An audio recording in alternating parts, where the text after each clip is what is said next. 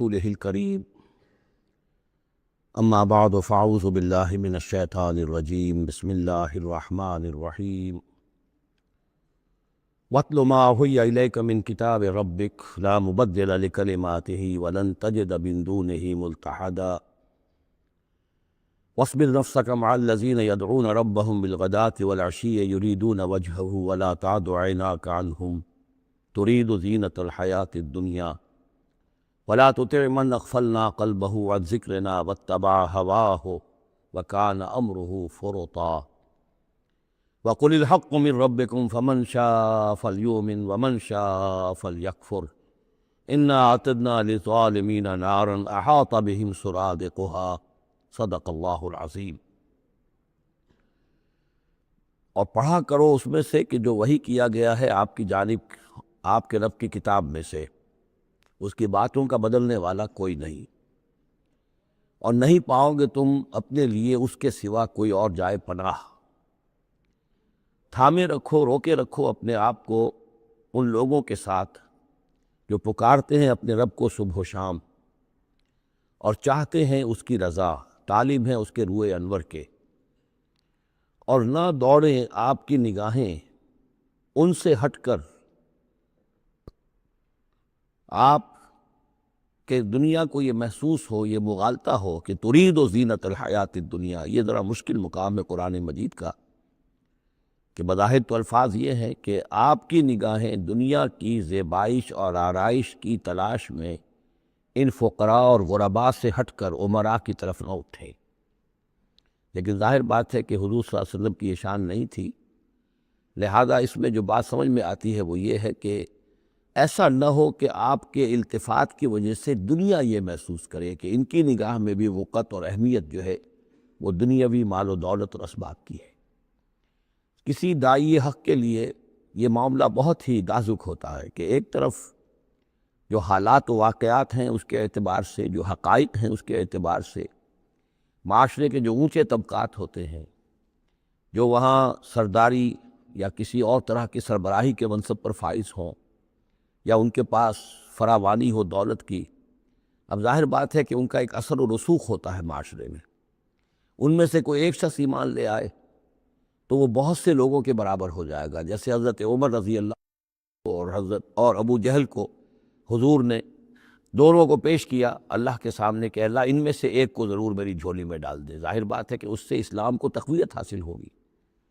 اور اس سے یہ ہے کہ جن مسلمانوں پر کا قافیہ تنگ ہوا ہے، جن کو ستایا جا رہا ہے، اگر کوئی بڑا آدمی ایمان لے آئے گا تو ان کو بھی سہارا ملے گا، جیسے کہ حضرت عمر اور حضرت حمزہ کے ایمان لانے کے بعد جو غرباء تھے، فقراء تھے اور جو غلام تھے انہیں ستایا جا رہا تھا، انہیں کچھ ریلیف ملا ہے۔ اس حوالے سے ایک طرف تو اس کی ضرورت ہوتی ہے کہ ان کی طرف توجہ کی جائے، التفات رکھا جائے، تاکہ اگر وہ ایمان لے آئے تو اس سے ایمان کو بھی تقویت ہو، اسلام کو تقویت ہو، مسلمانوں کو بھی فائدہ پہنچے۔ دوسری طرف یہ اندیشہ ہوتا ہے کہ غرباء کا دل نہ دکھے، تیسری طرف یہ کہ لوگ یہ نہ سمجھیں کہ یہ بھی زیادہ جو ہے مدارات کرتے ہیں اور زیادہ التفات کرتے ہیں امراء کی طرف، اہم لوگوں کی طرف، گویا کہ ان کی نگاہوں میں بھی دنیا کی انہی چیزوں کی وقت ہے، انہی چیزوں کی اہمیت ہے۔ تو یہ تین طرف کے چیز سمجھیے کہ یہ چکی دو پارٹوں والی نہیں، تین پارٹوں والی ہے، کہ جس میں کوئی داعی جو ہوتا ہے وہ اس مخمصے میں آ جاتا ہے کہ ایک طرف تو تقاضا یہ ہے خود تحریک کا، دعوت کا، اس جد و جہد کا، اس کے تقاضے یہ ہیں کہ ان کی طرف التفات ہو، ان کی طرف توجہ کی جائے تاکہ ان میں سے کچھ لوگ ایمان لے آئیں تو کام میں سہولت حاصل ہو، مدد حاصل ہو، لیکن دوسری طرف یہ منفی دو اثرات بھی موجود ہیں۔ تو اس کے مابین جو ہے حکم دیا جا رہا ہے حضور صلی اللہ علیہ وسلم کو کہ بہرحال آپ یہ احتیاط کیجئے کہ یہ تاثر نہ ابھرنے پائے کہ محمد کے نزدیک بھی صلی اللہ علیہ وسلم اصل اہمیت جو ہے وہ دولت مند لوگوں کی ہے۔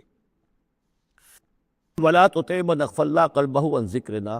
اور مت کہنا مانیے ان لوگوں کا، یہ جیسا کہ میں نے بارہا عرض کیا ہے کہ دباؤ پڑ رہا تھا سرداران قریش کی طرف سے کہ کچھ ہماری بات مان لیجئے، کچھ ہم آپ کی مان لیں گے۔ تو یہاں گویا کہ اس پہ پھر متنبع کیا جا رہا ہے کہ جن لوگوں کو دلوں کو ہم نے اپنی یاد سے غافل کر دیا ہے، محروم کر دیا ہے، آپ ان کی باتیں سنیں بھی مت، ان کی طرف دھیان بھی مت دیجئے۔ وَلَا تُطِعْ مَنْ أَغْفَلْنَا قَلْبَهُ عَنْ ذِكْرِنَا وَاتَّبَعَ هَوَاهُ وَكَانَ أَمْرُهُ فُرُطًا وَقُلِ الْحَقُّ مِنْ رَبِّكُمْ۔ یہ جو مضمون ابھی ہم نے دوبارہ پڑھا ہے، اس کو آپ دیکھیں گے کہ یہ 21ویں پارے کی آغاز میں پھر دوبارہ آئے گا۔ کہ جب بھی شدید کشاکش کا دور آیا ہے تو اس میں یہی ہدایات اللہ تعالیٰ کی طرف سے آئی ہیں حضور کو اور حضور کی وساطت سے تمام اہل ایمان کو، کہ قرآن مجید کے ساتھ تمسک جو ہے اور مضبوط کرو، قرآن مجید کے ساتھ اپنے تعلق کو اور گہرا کرو، اور اس کو پڑھنا اور اس کا جو ہے اس کے ساتھ جو ہے اپنے اوقات کا بسر کرنا، اس میں اور اضافہ کرو، اسی سے تم ان شدائد اور مصائب کا مقابلہ کر سکو گے۔ وَقُلِ الْحَقُّ مِن رَبِّكُمْ، اور کہہ دیجئے یہ حق ہے میرے رب کی طرف، تمہارے رب کی طرف سے جو میں پیش کر رہا ہوں۔ فَمَن شَاءَ فَلْيُؤْمِنْ وَمَن شَاءَ فَلْيَكْفُرْ، تو اب جو چاہے ایمان لائے، جو چاہے کفر کرے۔ یہ بالکل وہی بات ہے جس سورۃ الدہر میں کہی گئی ہے کہ اما شاکرم و اما کفورا، ہم نے پورا اختیار دے دیا، انا ہدیناہ السبیل اما شاکرم و اما کفورا، یہ اختیار ہم نے انسان کو دیا ہے، چاہے شکر گزار بندہ بنے، چاہے کفران نعمت کی روش اختیار کرے۔ تو یہاں انداز یہ ہے کہ آپ ان کفار سے کہہ دیں کہ میں دعوت پیش کر رہا ہوں، اب تمہیں ایمان لانا ہے لاؤ، کفر کرنا ہے کفر کرو، لیکن بین کی کوئی بات نہیں ہو سکتی ہے، کوئی گیو اینڈ ٹیک، کوئی جو ہے کمپرومائز، یہ ممکن نہیں ہے۔ قُلِ الْحَقُّ مِن رَبِّكُمْ، ٹیک اٹ اور لیو اٹ، یہ حق ہے تمہارے رب کی طرف سے، چاہے اسے چھوڑ دو تو پورے کو چھوڑنا ہوگا، قبول کرنا ہے تو پورے کو کرنا ہوگا۔ فَمَن شَاءَ فَلْيُؤْمِنْ وَمَن شَاءَ فَلْيَكْفُرْ إِنَّا أَعْتَدْنَا لِلظَّالِمِينَ نَارًا، ہم نے ظالموں کے لیے، کافروں کے لیے، مشرکوں کے لیے آگ تیار کر رکھی ہے، احاطہ بہم سرادقہا، اس کی قناتیں ان کا احاطہ کر لیں گی، وہ قناتوں کی شکل میں آگ ہوگی، ان کو گھیرے میں لے لیں گی۔ وَإِن يَسْتَغِيثُوا، اور اگر وہ پیاس سے جہاں بلب ہو کر پانی مانگیں گے، یغاثوا بماء کالمہل یشفی الوجوہ، تو انہیں ایسا پانی دیا جائے گا پینے کے لیے کہ جیسے بھول، یہ جو مہل کے ترجمے کئی کیے گئے ہیں، کھولتے تیل کی تلچھٹ، لاوا، پگھلا ہوا تانبا اور پیپ وغیرہ، مان سدید، ان میں، اور وہ اتنا گرم ہوگا یشفی الوجوہ کہ ان کے چہروں کو بھون دے گا۔ بیس الشراب، بہت ہی بری شے ہوگی پینے کی، وساعت مرتفقہ، اور یہ ان کے لیے ان کی آرام گاہ جو بنے گی جہنم، بہت ہی بری آرام گاہ ہوگی۔ اس کے برعکس وہی سائملٹینیس کنٹراسٹ کا اسلوب، ان الذین آمنوا وعملوا الصالحات، جو لوگ ایمان لائیں اور نیک عمل کریں، انا لا نضیع اجر من احسن عملا، ہمارا یہ اصول نہیں ہے کہ جو لوگ اچھے عمل کریں ان کے اجر کو ہم ضائع کر دیں، ان کا اجر بھرپور انہیں ملے گا۔ اولئک لہم جنات عدن تجری من تحتہم الانہار، یہ وہ لوگ ہیں کہ جن کے لیے ہیں وہ رہنے والے باغات، ریزیڈینشل گارڈنز، جن کے دامن میں ندیاں بہتی ہوں گی، یحلون فیہا من اساور من ذہب، انہیں پہنائے جائیں گے وہاں کندن سونے کے، ویلبسون ثیابا خضرا من سندس، اور ان کو وہ پہنیں گے وہاں پر کپڑے سبز رنگ کے، باریک ریشم کے اور گاڑھے ریشم کے، یعنی اوپر کا لباس جو ہوگا وہ باریک ریشم کا ہوگا اور جو نیچے کا لباس ہوگا وہ گاڑھے ریشم کا ہوگا۔ متکئین فیہا علی الارائک، اور وہ وہاں پر تکیہ لگائے ہوئے، ٹیک لگائے ہوئے بیٹھے ہوگے تختوں کے اوپر۔ نعم الثواب، کیا ہی اچھا بدلہ ہوگا، وحسنت مرتفقہ، اور کیا ہی خوب ان کے لیے آرام گاہ ہوگی۔ 5ویں رکوع میں ایک مکالمہ آ رہا ہے دو اشخاص کا۔ ایک شخص وہ ہے کہ جس کو اللہ نے دنیاوی نعمتیں جو بھی اس دور کی تھیں بھرپور دی ہیں، مادی وسائل بھرپور دے رکھے ہیں، اور وہ اس قدر اس کا معاملہ ٹھیک چل رہا ہے کہ ہوتے ہوتے اس کی نگاہ اب اللہ کی طرف سے ہٹ کر ان مادی اسباب و وسائل ہی پر جم گئی ہے، اس کا توکل اور اعتماد اسی پر قائم ہو گیا ہے۔ ایک دوسرا شخص دنیاوی اعتبار سے مرفع الحال نہیں ہے، اس کے پاس دولت نہیں ہے، دنیاوی چیزیں نہیں ہیں، لیکن وہ اللہ تعالیٰ کی معرفت اسے حاصل ہے۔ وہ اس دولت مند آدمی کو بھی نصیحت کرتا ہے کہ تم اللہ کو بھول گئے ہو، تمہیں چاہیے کہ ہم تمام چیزوں کے اوپر جو بھی اللہ نے تمہیں دی ہے اس کا شکر ادا کرو، اس کا حق ادا کرو۔ لیکن اس نے اپنے گھمنڈ میں آ کر اسے بہت تلخ جواب دیا کہ میرے پاس یہ سب کچھ ہے تو گویا کہ میں اللہ تعالیٰ کا لاڈلا ہوں، چہیتا ہوں، تم جوتیاں پٹخار رہے ہو، تمہارے پاس کچھ نہیں ہے، تمہاری کوئی حیثیت نہیں ہے، تمہاری حیثیت ہی نہیں ہے کہ مجھے تم واعظ بھی کہو۔ لیکن یہ کہ اس پر پھر جو ان کے درمیان معاملہ ہوا تو انہوں نے کہا، اس شخص نے، کہ ہو سکتا ہے کہ اللہ تعالیٰ تمہارے اس سارے دولت کو اور مال و اسباب کو ضائع کر دے، لیکن یہ کہ اس نے کہا کیسے ہو سکتا ہے، میں نے سارا بندوبست ٹھیک کیا ہوا ہے۔ بہرحال نتیجہ یہ نکلا کہ اللہ تعالیٰ نے اس کی اس پوری دولت کو ایک طریقے سے ضائع کر دیا، اور پھر وہ اپنے ہتھیلیاں ملتا رہ گیا، کف افسوس ملتا رہ گیا، اور اس نے کہا ہائے کاش کہ میں نے اپنے رب کے ساتھ شرک نہ کیا ہوتا۔ حالانکہ اس پورے رکوع میں کہیں کسی دیوی کا، دیوتا کا، کسی اور الہہ کا کہیں ذکر نہیں ہے۔ تو اس رکوع میں سمجھنے کی بات یہ ہے کہ ایک شرک ہے مادہ پرستی کا شرک، مادی اسباب و وسائل پر اتنا تکیہ ہو جائے، اتنا توکل ہو جائے، اتنا اعتماد ہو جائے کہ پھر اللہ تعالیٰ کو انسان بھول جائے، مسبب الاسباب پر سے نگاہ ہٹ جائے اور وہ سمجھے کہ سارا اعتماد اور توکل میرا ان مادی اسباب و وسائل پر ہے۔ تو یہاں گویا کہ اس نے ان مادی وسائل و اسباب ہی کو اپنا معبود بنا لیا ہے۔ تو یہ شرک ہے جو اس دور کا سب سے بڑا شرک ہے۔ اس دور میں بت پرستی کا شرک بہت کم رہ گیا ہے۔ اب ستارہ پرستی کا شرک کہاں رہ گیا ہے؟ کون لوگ ہیں جو ستاروں کو پوجتے ہیں؟ اب تو انسان سمجھتا ہے ستاروں تک تو ہم پہنچ ہی جائیں گے، ہمارا علم تو پہنچ ہی چکا ہے، چاند تک ہم اتر آئے ہیں، اب چاند کو کون پوجے گا؟ یہ جو اب ساری جو ہے اب جو پوجا پاٹ ہو رہی ہے وہ تو مادہ پرستی کی ہے، وہ دولت کی ہے، وہ در حقیقت یا وہ نظریاتی طور پر وطن پرستی ہے، اس کا ایک شرک ہے۔ تو یہ اس دور کے شرک کو سمجھنا بہت ضروری ہے، اور یہ رکوع اس اعتبار سے کہ اس میں کسی دیوی دیوتا کا ذکر نہیں ہے۔ تو شرک کون سا کیا اس نے؟ وہ شرک یہی ہے کہ اس نے دنیاوی مال و اسباب اور مادی اسباب و ذرائع کے اوپر اپنے سارے توکل کو جو ہے اس کے ساتھ منسلک کر لیا، یہی گویا کہ اس کو معبود بنا لینا ہے۔ وَاضْرِبْ لَهُم مَثَلًا رَجُلَيْنِ، ان کے لیے بیان کیجئے دو اشخاص کی مثال۔ جعلنا لأحدهما جنتین من اعناب، ان میں سے ایک کو ہم نے دیے تھے دو باغ انگوروں کے، وحففناہما بنخل، اور ان دونوں کو گھیرے میں لیا ہوا تھا کھجوروں کے درختوں نے۔ اب دیکھیے کہ انگوروں کی بیلیں ہیں، اور چونکہ ادھر ادھر سے ہوا تیز نہ آئے تو کھجوروں کے جھنڈ جو ہے وہ چاروں طرف لگے ہوئے ہیں، تاکہ ان کے مابین جو اس کی انگوروں کی بیلیں ہیں وہ بڑی محفوظ ہیں۔ وجعلنا بینہما زرعا، اور ان کے درمیان کھیتی بھی تھی، یعنی یہ کہ اناج کا سامان بھی ہے اور انگوروں کی بیلیں بھی ہیں اور یہ کہ کھجوروں کے درخت بھی ہیں۔ کلتا الجنتین آتت اکلہا، اور وہ دونوں باغات اپنا پھل دیتے تھے، ولم تظلم منہ شیئا، سال بسال پھل آ رہا ہے، سال ہر سال ہو گئے، ہر سال پھل آ رہا ہے، اس میں کوئی کمی نہیں کرتے تھے۔ جب یہ چیز چلتی رہتی ہے تو آدمی کا خود بخود ایک توکل جو ہے وہ اس چیز کے ساتھ وابستہ ہو جاتا ہے، وہ بھول جاتا ہے کہ اس کی اللہ تعالیٰ کے فضل و کرم سے ہے یا اللہ کے اذن سے ہے، بلکہ یہ کہ وہ انہی چیزوں کو سمجھ بیٹھتا ہے کہ یہ دائم ہے اور قائم ہے۔ وَفَجَّرْنَا خِلَالَهُمَا نَهْرًا، اور ہم نے ان کے مابین ایک نہر بھی نکال دی تھی، آب پاشی کا بھی پورا نظام موجود ہے۔ وَكَانَ لَهُ ثَمَرٌ، اور اس کے میوے بھی تھے، یعنی یہ بھی تھا کہ باغ جو ہے وہ پھلا ہوا، اس وقت انگور بھی ہیں اور کھجور بھی جو ہے درخت جو ہے لدے ہوئے ہیں۔ اور ایک اس کا مفہوم یہ بھی ہے میرے نزدیک زیادہ راجح ہے کہ اس کو اولاد بھی اللہ نے خوب دی تھی۔ جیسے درختوں پر پھل لگتا ہے تو انسان کے لیے اس کی اولاد جو ہے اس کے پھل کی حیثیت رکھتی ہے، تو گویا کہ اس کو اولاد بھی ملی تھی۔ فَقَالَ لِصَاحِبِهِ وَهُوَ يُحَاوِرُهُ، تو کہا اس نے اپنے ساتھی سے، ان سے وہ گفتگو کر رہے تھے، آپس میں گفتگو کر رہا، انا اکثر منک مالا وَأَعَزُّ نَفَرًا، میں تم سے کہیں بڑھ کر ہوں مال میں اور نفری میں۔ اب یہ نفری کے حوالے سے میں نے کان لہو ثمر، اس کے بیٹے بھی تھے، اولاد بھی تھی، تو اس کے حوالے سے وہ نفری کی بات بھی کر رہا ہے، میرے بازو بھی بہت ہیں۔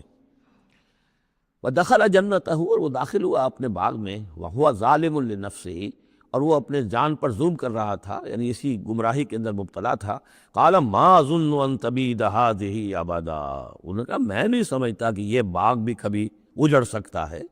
کیا مجھے دھمکا رہے ہو کہ اللہ تعالیٰ جو ہے کہیں تم میری دولت سلب نہ کر لے؟ دیکھو میں نے کھجوریں کس حساب سے یہاں پر لگائی ہیں کہ کوئی اگر آئے بھی، کوئی باد سرسر آئے یا کوئی اور بھی ہوا کا تیز لو کے جھونکے آئیں تو وہ میری انگوروں کے بیلوں تک نہ پہنچے۔ یہ گویا کہ سینٹینلز کھڑے ہوئے ہیں، کھجور کے درخت جو ہیں وہ روک رہے ہیں۔ پھر میں نے یہاں پہ آب پاشی کا نظام ہے، نہر چلی ہوئی ہے۔ ما اظن ان تبید هذه ابدا، میں نہیں سمجھتا کہ میرا یہ باغ جو ہے کبھی یہ کہ برباد بھی ہو سکتا ہے۔ وما اظن الساعة قائمة، اور یہ جو تم قیامت وغیرہ کی بات کر رہے ہو، اول تو میرا گمان نہیں ہے کہ کوئی قیامت کھڑی ہونے والی ہے۔ وما اظن الساعة قائمة، میں نہیں سمجھتا کہ یہ قیامت ہونے والی ہے۔ ہاں ڈکوسلے سے ہیں، کوئی بڑوں سے سنا تو ہے۔ اور یہ کہ وَلَئِن رُدِدتُّ إِلَىٰ رَبِّي، اگر مجھے لوٹا ہی دیا گیا اپنے رب کے پاس، لَأَجِدَنَّ خَيْرًا مِّنْهَا مُنْقَلَبًا، تو مجھے وہاں لازماً ملے گا بہت بہتر لوٹ کر۔ اب اس کے اندر ایک فلسفہ ہے ان کا کہ جب اللہ نے مجھے یہاں دیا، اللہ کے وہ منکر نہیں تھے، اللہ نے مجھے یہاں دیا ہے تو اس کا مطلب یہ کہ میں چہیتا ہوں، لاڈلا ہوں، یا اللہ نے مجھے کچھ صلاحیتیں دی ہیں، میں نے بڑی عمدہ پلاننگ کر کے باغ بنائے ہیں، سارا اس کا بندوبست کیا ہے، تو یہ میری جو صلاحیت ہے، یہ اللہ کی دی ہوئی جو میرے اندر ہے، یہ جو خیر ہے، یہ کہاں چلا جائے گا؟ آخرت میں بھی مجھے پھر ملے گا اور اس سے بہتر ملے گا، اور تم جیسے یہاں جوتیاں پٹخار رہو ایسے وہاں پٹخارو گے۔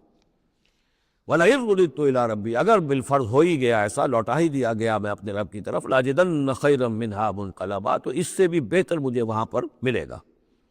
قال لہ صاحبہ، اب اس اللہ کے بندے نے، جو نیک بندہ تھا، کہا اس سے، اس کے ساتھی نے، وہو یحاورہ، اور ان سے گفتگو کر رہا تھا،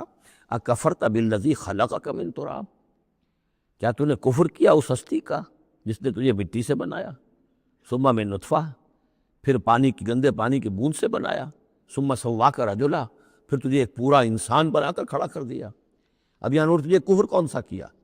یعنی یہ کہ وہ رب مان رہا ہے اللہ کو، اور رب کے ساتھ اس نے کسی اور کا ذکر نہیں کیا ہے۔ مطلب یہ کہ آخرت کا انکار در حقیقت اللہ کا انکار ہے۔ اگر تم آخرت کے بارے میں جو کہہ رہے ہو کہ نہیں میں نہیں سمجھتا کہ یہ کوئی ہونے والی بات ہے، تو چاہے تم اللہ کو اب اقرار کر رہے ہو، لیکن حقیقت میں اگر آخرت کو نہیں مانتے تو گویا کہ اللہ کا انکار ہے۔ لَٰكِنَّ هُوَ اللَّهُ ربی، لیکن جہاں تک میرا معاملہ ہے، میں نے تو اللہ کو اپنا رب مانا ہوا ہے، وہی میرا مالک ہے، آقا ہے، وَلَا أُشْرِكُ بِرَبِّي أَحَدًا، اور میں اپنے رب کے ساتھ کسی کو شریک نہیں ٹھہراتا۔ وَلَوْلَا إِذْ دَخَلْتَ جَنَّتَكَ قُلْتَ مَا شَاءَ اللَّهُ، اور کیوں نہ ایسا ہوا کہ اللہ کے بندے جب تو اپنے باغ میں داخل ہوا، تو نے باغ دیکھا، پھلا ہوا ہے، ہرا بھرا ہے، ہر طرف منظر جو ہے بڑا دل خوشکن منظر ہے، تو کہتا ما شاء اللہ۔ یہ پھر وہی مجلسی کلمہ آ گیا جس میں توحید کوٹ کوٹ کر بھری ہوئی ہے، ما شاء اللہ، یہ جو اللہ نے چاہا، جو اللہ نے چاہا، یہ سب اس کے فضل و کرم سے ہے۔ لا قوت الا باللہ، کوئی طاقت نہیں ہے اللہ کے سوا۔ اگر اللہ کی طرف سے یہ بات نہ ہوتی تو میرے اندر کوئی صلاحیت نہیں تھی، اللہ ہی کی ہے در حقیقت، یہ دین ہے اس کی، اسی کی عطا ہے۔ ان ترن انا اقل منک مالا و ولدا، اگر تم دیکھ رہے ہو کہ میں تم سے کم ہوں مال میں بھی اور اولاد میں بھی، فعسیٰ ربی ان یؤتینی خیرا من جنتک، تو مجھے تو اپنے رب کے بارے میں یہ یقین ہے کہ وہ جب چاہے مجھے تیرے باغ سے بہتر باغ دے سکتا ہے، وَيُرْسِلَ عَلَيْهَا حُسْبَانًا، اور تیرے باغ کے اوپر وہ کوئی اوپر سے کوئی لو کا جھونکا ایسا بھیج سکتا ہے، من السماء، آسمان سے، فَتُصْبِحَ صَعِيدًا زَلَقًا، کہ یہ پورا باغ جو ہے یہ جو ایک ایسا چٹیل میدان ہو کر رہ جائے کہ یہاں کوئی درخت رہے نہ بیلے رہیں۔ معلوم ہوا کہ ہر چیز جب آنکھ کھلی گل کی تو موسم تھا خزاں کا، یہ ہو سکتا ہے، عین ممکن ہے۔ اور یُصْبِحَ مَاؤُهَا غَوْرًا، یا اللہ آسمان سے کوئی ایسی نہ بھی بھیجے کوئی چیز بلا، تو اس کا پانی ہی جو تمہارا یہ جو چشمہ چل رہا ہے، وہ پانی ہی اگر زمین کے اندر گہرا اتر جائے، یہ چشمہ خشک ہو جائے، فَلَن تَسْتَطِيعَ لَهُ طَلَبًا، اور پھر تو پانی کہیں سے لا نہ سکے، تو یہ باغ خود بخود اچڑ جائے گا۔ یہ سارے امکانات ہیں، مسبب الاسباب نے تمہارے لیے اس وقت سارے اسباب جمع کر رکھے ہیں، جب چاہے گا ان میں سے کسی ایک سبب کی بھی اگر تناب کھینچ لے تو یہ سارا معاملہ جو ہے یہ تو شیش محل کی طرح کا ہے، ایک ہی جو پتھر ہے وہ اس سب کو چکنا چور کر دے گا۔ وَأُحِيطَ بِثَمَرِهِ، معلوم ہوتا جو بہت ہی کوئی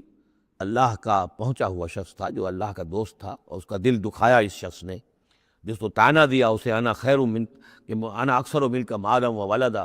تو اس حوالے سے اس کا دل دکھا ہے۔ اور یہ جان لیجئے کہ کسی اللہ والے کا، من عادى لی ولیا فاذنته للحرب، تو ایک حدیث قدسی ہے، جو شخص میرے کسی ولی کے ساتھ دشمنی کرے پھر میری طرف سے اس کے خلاف اعلان جنگ ہے۔ تو اس نے چونکہ یہ دل دکھایا ہے، اور فارسی کا ایک شعر بھی بڑا مزیدار ہے کہ ہیچ قوم را خدا رسوا نہ کرد، تا دلے صاحب دلے نامد میں درد، کسی صاحب دل کے دل کو ٹھیس لگتی ہے، درد اس کے اندر پیدا ہو جاتا ہے، صاحب دل ہو، اللہ کی محبت اس کے دل میں ہو اور اسے ٹھیس پہنچے، تو تا دلے صاحب دلے نامد میں درد، ہیچ قوم را خدا رسوا نہ کر، قومیں بڑی رسوا ہو جاتی ہیں کسی ایک اللہ والے کی کہ دل جو ہے اس کی دل کو اگر تکلیف پہنچے تو وَأُحِيطَ بِثَمَرِهِ، اس کا سارا ثمر سمیٹ لیا گیا، اللہ تعالیٰ نے جو کچھ اس کو دیا تھا وہ سلب کر لیا، باغ بھی ختم ہوا، اولاد بھی ختم ہوئی۔ فَأَصْبَحَ يُقَلِّبُ كَفَّيْهِ عَلَىٰ مَا أَنفَقَ فِيهَا، تو وہ رہ گیا اپنے ہاتھوں کو ملتا ہوا، اپنی ہتھیلیوں کو ملتا ہوا، جسے ہم کہتے ہیں کف افسوس ملنا۔ يُقَلِّبُ كَفَّيْهِ عَلَىٰ مَا أَنفَقَ فِيهَا، جو کچھ اس نے خرچ کیا تھا، انویسٹ کیا تھا، محنت کی تھی، کتنا عرصہ لگا تھا اس باغ کے پلاننگ میں، باغ کو اس نے لگایا تھا، کہاں کہاں سے پودے لایا ہوگا۔ ما انفق فیہا وہی خاویۃ علی عروشہا، اور وہ باغ جو ہے گرا پڑا ہوا تھا اپنی چھتریاں کے اوپر، کیونکہ جو انگور کی بیلیں ہوتی ہیں، وہ ٹٹیاں ہوتی ہیں، چھتریاں ہوتی ہیں، وہ سب اوندھی پڑی۔ وَيَقُولُ يَا لَيْتَنِي لَمْ أُشْرِكْ بِرَبِّي أَحَدًا، اور اس وقت وہ کہہ رہا تھا ہائے میری شامت، کیا کاش کہ میں نے اپنے رب کے ساتھ شرک نہ کیا ہوتا۔ اب یہ کون سا شرک ہے؟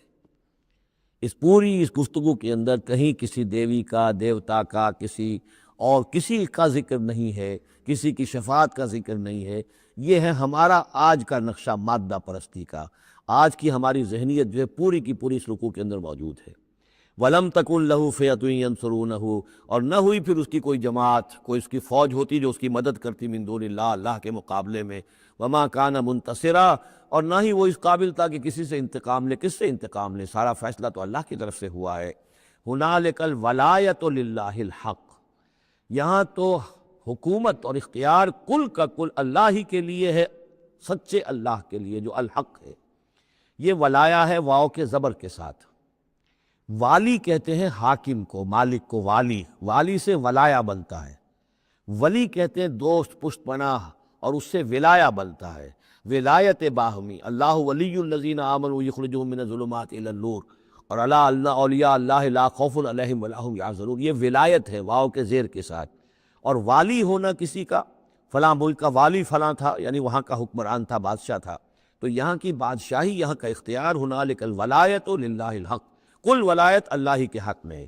ہوا خیر ثوابا و خیر عقبا، یقیناً وہی بہتر ہے انعام دینے والا، اور وہی بہتر ہے نتیجے کے اعتبار سے، عاقبت کے اعتبار سے۔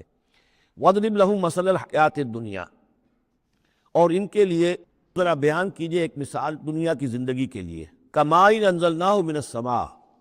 جیسے پانی کہ ہم نے اتارا آسمان سے، فَاخْتَلَطَ بِهِ نَبَاتُ الْأَرْضِ، اس کے ساتھ رل مل کر زمین کا جو سبزہ ہے وہ نکل آیا۔ فَأَصْبَحَ هَشِيمًا تَذْرُوهُ الرِّيَاحُ، اب یہ ایک لمبی بات ہے جسے مختصر کیا گیا کہ پھر کچھ عرصے کے بعد وہ سبزہ جو ہے وہ زرد پڑ جاتا ہے، پھر دھوپ کے اندر سوکھ کر پیلا ہو گیا، پھر چورا چورا ہو گیا، پھر وہ چٹیل زمین کی زمین رہ گئی۔ تو زندگی کا یوں سمجھیے کہ جیسے فصل لے لیجئے، کھیت کے اندر آپ نے بیج ڈالے ہیں، ہل چلایا ہے، پانی دیا ہے، اب فصل ہے، لہرا رہی ہے، ہریاول ہے، بڑا دل خوشکن منظر ہے۔ کچھ دنوں کے بعد اسی فصل کے اوپر جو زردی آ جاتی ہے، پھر وہ پک گئی ہے، اس کے بعد وہ کٹ جاتی ہے، کٹنے کے بعد پھر وہی منظر وہی ہے، وہی ویران منظر ہے، اور کہیں کہیں جو ہے وہ جو بھی توری کے تن کے کچھ پڑے ہوئے، اللہ اللہ خیر صلی اللہ۔ یہ جو سائیکل ہے، یہ پلانٹ لائف کی سائیکل ہے، 3 مہینے کی ہے، 4 کی ہے، 6 کی ہے، 7 کی ہے، یہی ہے نا۔ لیکن یہی سائیکل ایک بڑے پیمانے پر انسانی زندگی کی ہے۔ ایک بچہ پیدا ہوا، اس وقت جو ہے بڑی خوشیاں منائی گئیں، پھر وہ بڑا جوان ہوا، قوی ہوا، طاقت والا ہوا، پھر اس کے اوپر ادھیڑ ابر آ گئی، بال میں سفیدی آ گئی، چہرے پر جو ہے وہ جھریاں پڑنی شروع ہوئیں، اس کے بعد پھر اس پر موت وارد ہوئی، پھر اسے قبر میں اتار دیا گیا، وہ مٹی سے تھا اور مٹی میں جا کر مل گیا۔ ایک ہی سپین ایک چل رہا ہے، سائیکل چل رہا ہے۔ یہ انسانی زندگی کا سائیکل ہے، اور یہ جو نباتاتی زندگی کا سائیکل ہے، فرق اس میں کچھ نہیں ہے۔ اوپر سے پانی آیا اور زمین کا سبزہ نکل آیا، اوپر سے روح آئی ہے، اور ہمارے یہ اجساد اس زمین سے نکلے ہوئے ہیں، ان دونوں نے مل کر ہمیں اس حیات دنیاوی کی ایک شکل دے دی ہے۔ روح اوپر سے آئی ہے، زمینی سے نہیں ہے۔ بولے روح من امر ربی، اور یہ کہ زمینی طور پر جو بھی کچھ ہے، جو نظام ہے یہاں کا، اس میں یہ ہمارا جسم بنتا ہے اپنے ماؤں کے پیٹوں میں، اور پھر یہ روح کے ساتھ مل کر اس دنیا کی زندگی کے اندر ایک جو ہے ایک وقفہ امتحان جو ہے اس کو بسر کر رہا ہے۔ وَاضْرِبْ لَهُم مَثَلَ الْحَیَاةِ الدُّنْیَا، ان کے لیے دنیا کی زندگی کی مثال بھی بیان کیجئے، کَمَاءٍ أَنزَلْنَاهُ مِنَ السَّمَاءِ، جیسے کہ پانی جو ہم نے اتارا آسمان سے، فَاخْتَلَطَ بِهِ نَبَاتُ الْأَرْضِ،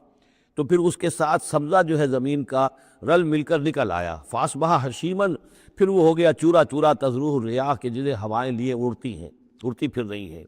وَكَانَ اللَّهُ عَلَىٰ كُلِّ شَيْءٍ مُقْتَدِرًا، اور یہ اللہ تعالیٰ جو ہے ہر شے پر قادر ہے، اس کے لیے جیسے یہ سائیکل چل رہا ہے تمہارا نباتاتی، ایسے ہی حیواناتی ہے، ایسا ہی تمہارا انسانی زندگی کا ہے۔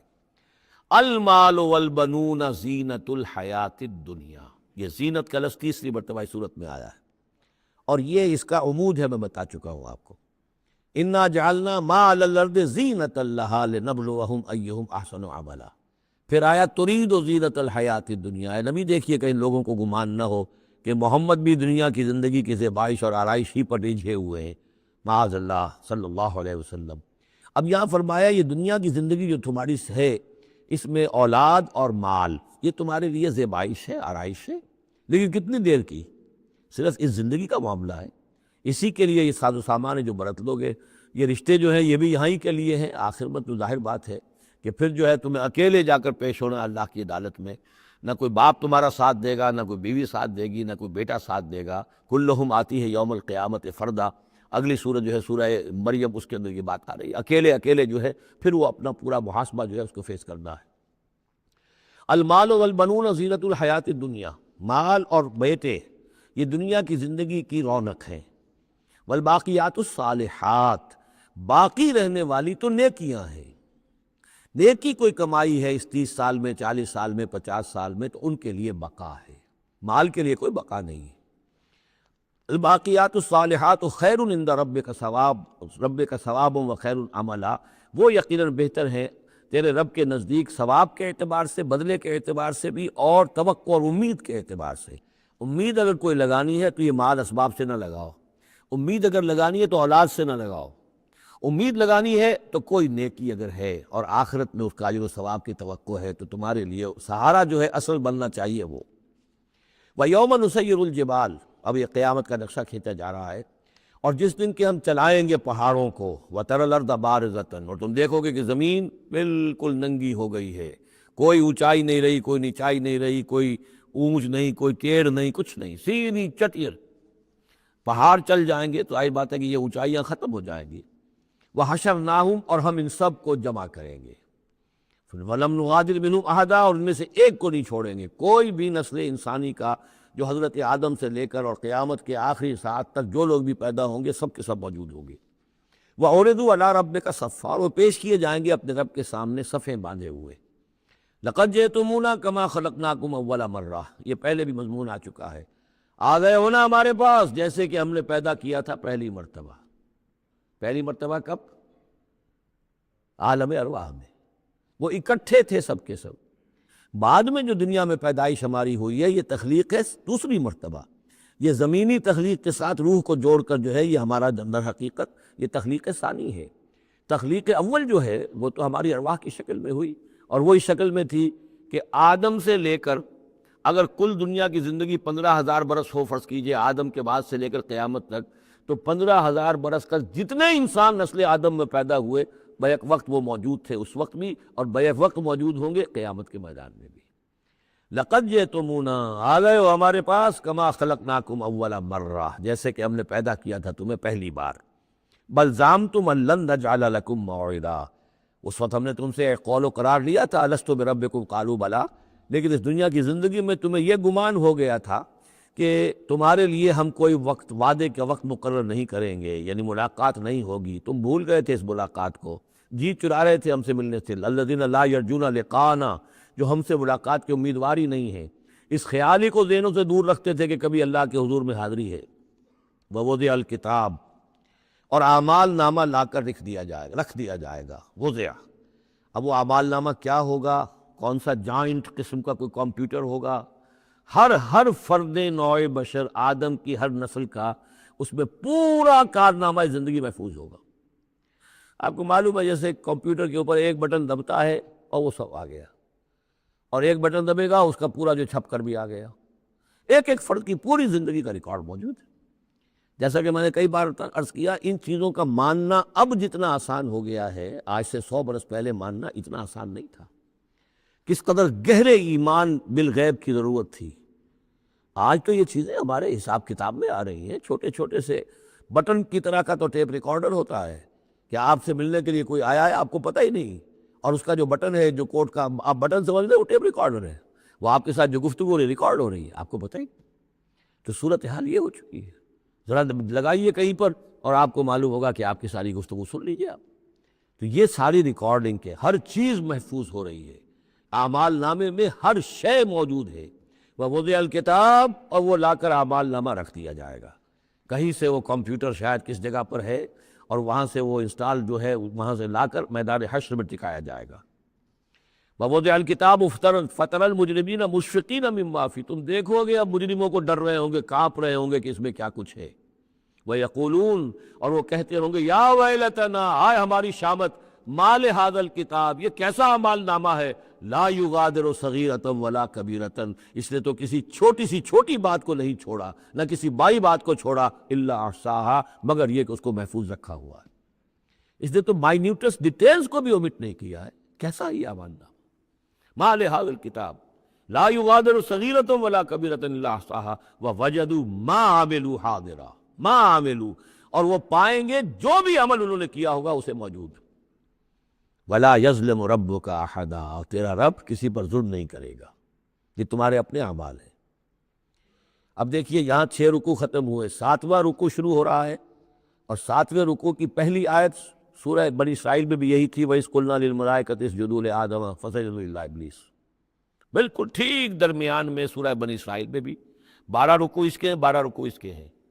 سورہ بنی اسرائیل کی 111 آیات ہے، سورہ کہف کی 110 آیت ہے، یعنی یوں سمجھیے کہ نہایت حسین، متوازن، ہر اعتبار سے بہت ہی خوبصورت جوڑا ہے۔ اس کی نسبت زوجیت جو ہے اس سورہ بنی اسرائیل اور سورہ کہف کی بہت نمایاں ہے۔ میری ایک کتاب ہے، وہ اس میں آخری جو ہے اسی پر بحث ہے، قرآن حکیم کی صورتوں کا اجمالی تجزیہ، جس میں کہ اس کی نسبت زوجیت کو میں نے بڑی تفصیل کے ساتھ، اگرچہ بڑی اختصار ہے لیکن جامعیت کے ساتھ بیان کر دیا ہے۔ وَإِذْ قُلْنَا لِلْمَلَائِكَةِ اسْجُدُوا لِآدَمَ فَسَجَدُوا إِلَّا إِبْلِيسَ، اور یاد کرو جب کہ ہم نے کہا تھا فرشتوں سے کہ جھکو آدم کے سامنے، سجدہ کرو آدم کو، تو ان سب نے سجدہ کیا لیکن نہیں کیا ابلیس نے۔ کان من الجن، اب یہاں وہ حقیقت کھول دی گئی جو بقیہ 6 جگہوں پر نہیں ہے، وہ جنات میں سے تھا۔ فَفَسَقَ عَنْ أَمْرِ رَبِّهِ، فا یہاں پر اب علت کو ظاہر کر رہا ہے، فرشتہ کبھی بھی اللہ کے حکم سے سرتابی نہیں کرتا،